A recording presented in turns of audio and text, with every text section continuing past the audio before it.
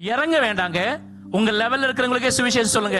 என் லெவலுக்கு நான் எங்க அவங்களுக்கெல்லாம் சொல்ல வேண்டாங்க. உங்க அதே போல ஒரு வனாந்திர வாழ்க்கையில இறங்க வேண்டாங்க. உங்க லெவல்ல இருக்கிறவங்களுக்கே சுவிசேஷம் சொல்லுங்க.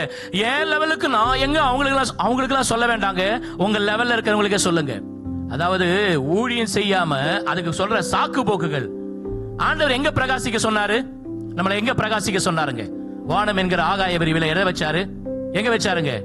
வானம் என்கிற ஆகாய விரிவில நட்சத்திரங்கள் சுடர்கள் எல்லாம் உண்டாக்கினார்ல, எங்க பிரகாசிக்க சொன்னார்? அத பூமியில பிரகாசிக்க வைக்க சொன்னார். அதாவது நாம தேவனோட ஐக்கியமா இருக்கணும், பூமியில பிரகாசிக்கணும். நம்முடைய ஐக்கியம் பிதாவோடும் அவருடைய குமாரனாகிய கிறிஸ்துவோடும் இருக்க வேண்டும்.